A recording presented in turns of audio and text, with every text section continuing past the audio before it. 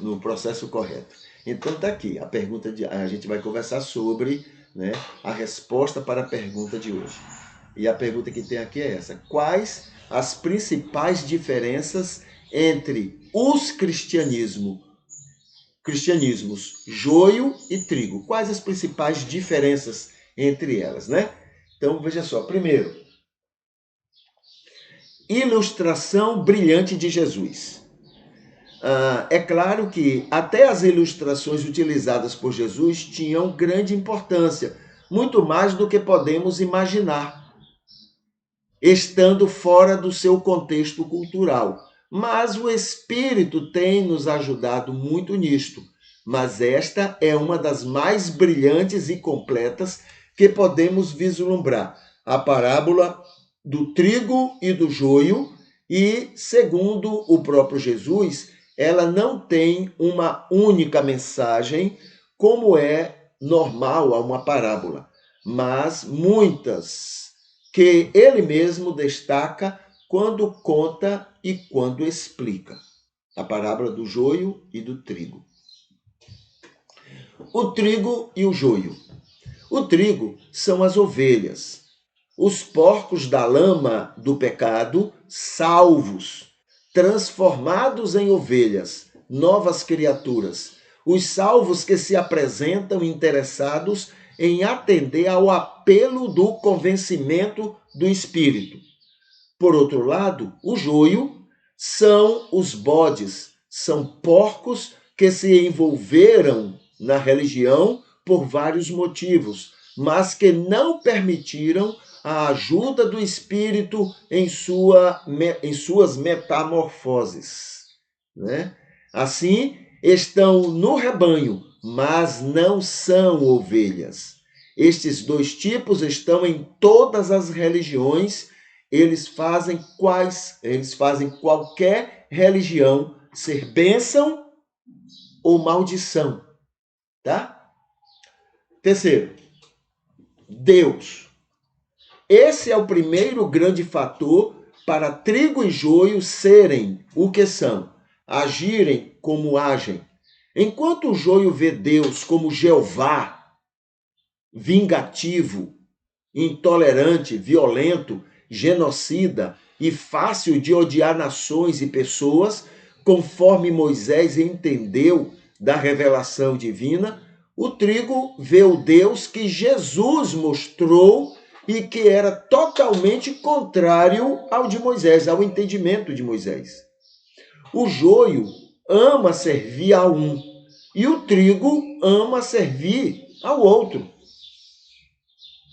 Um bom exemplo dessa diferença é Jeová mandar matar todos os cananeus, que nem inimigos eram dos hebreus, nem inimigos eram. Enquanto Jesus mandou amar muito ao próximo, inclusive os considerados inimigos. Tá bom? 4. Ganância. O trigo entende o que Paulo afirma de que o amor ao dinheiro, às riquezas, à ganância, ao capital, ao lucro, é a causa de todos os males no mundo. O trigo entende isso. O joio, que ama e inveja tudo isto, desfaz esse ensino, disfarça a abrangência dele e encontra 1000 justificativas para manter-se apoiando a ganância como sendo uma das maneiras de Deus abençoar pessoas com riquezas. Esquecem a pobreza de Jesus, Paulo e outros, e defendem a ganância de Jacó e suas falcatruas também nesse sentido. Um bom exemplo disso é Jeová abençoar o ganancioso Jacó, mesmo sendo um trapaceiro, e Jesus condenar a ambição do rico na parábola com Lázaro. 6. Pobres. O trigo tem seus olhos voltados para a pobreza. Entende o quanto esta situação desumana é resultado da ganância de poucos e compreende que deve ser instrumento de Deus para amenizar tal crime social. Enquanto o joio, mesmo sendo pobre, acredita que o rico é um abençoado pelo Senhor e a ele deve direcionar sua admiração e defesa, pois entende a pobreza como castigo e desprezo de Deus. Um bom exemplo disso é Jeová abençoar com riqueza, segundo Moisés entendia, e Jesus dizer ao jovem rico que para ser abençoado, ele teria que se tornar pobre. 6. Trabalhadores. O trigo entende que todo trabalhador é digno de um salário digno, deve ser alvo de proteção de todos contra as explorações gananciosas dos ricos, enquanto o joio compreende que o trabalhador deve ser grato a Deus por encontrar empregos, quaisquer que sejam eles, sem reclamar nada. Por isso, seria ingratidão, até mesmo em relação ao próprio Senhor Deus. Um bom exemplo disso é a Revolução Industrial e toda a sua exploração da mão de obra acontecer nos países protestantes, sob a bênção das igrejas cristãs não católicas daqueles países, tá? Os evangélicos aprovavam e abençoavam a exploração da Revolução Industrial. 7. Moralidade. O trigo, como nova criatura e como cidadão em qualquer sociedade, busca atender aos ditames da moralidade vigente e sabe respeitar e conviver com os que isso não fazem, nem se empenham pelos vários motivos que tenham. O joio, por sua vez, até consegue tranquilamente ser imoral, mas busca mostrar-se impecável para a exibição pública e para ser intransigente com os que não atendem aos seus critérios pessoais. Um bom exemplo disto é a grande similaridade dos fariseus nos tempos de Jesus, com toda a sua hipocrisia, serem tão copiados em tudo pelo joio dentro do cristianismo. 8.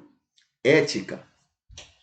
O trigo não consegue manter-se antiético, não consegue manter-se, mas sabe compreender e conviver com todos que não são, enquanto o joio não consegue ser ético nunca e tem justificados motivos para suas atitudes e, com isto, acredita que os fins justificam os meios, porém discorda veementemente de quem faz a mesma coisa. Por exemplo, no Brasil, recentemente, no Ministério da Educação e Cultura, pastores usavam de suas internas influências religiosas para extorquir prefeitos por dinheiro, ouro e até Bíblia para serem distribuídas com fotos de políticos. 9. Fascismo. O joio é essencialmente fascista.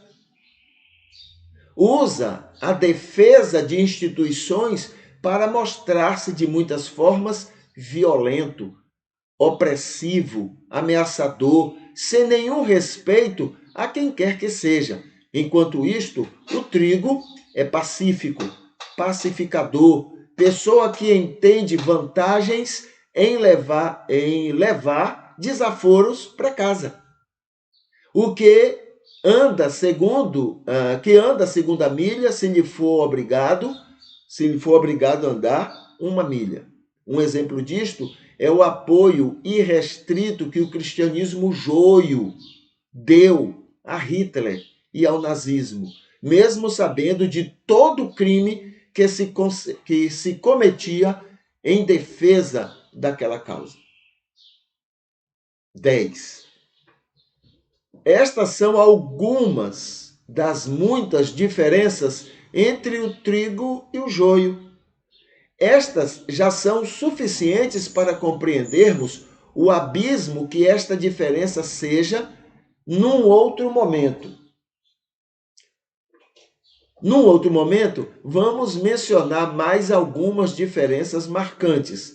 Diferenças que são consequências de o trigo estar sob a direção do Espírito e o joio não estar.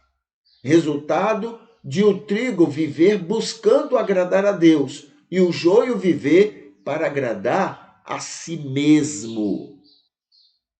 Embora diga e até pense que é para agradar a Deus. Tá bom? Então essas são respostas que a gente dá para esta pergunta. Quais as principais diferenças entre os cristianismos joio e trigo, tá? A gente lembra essas diferenças.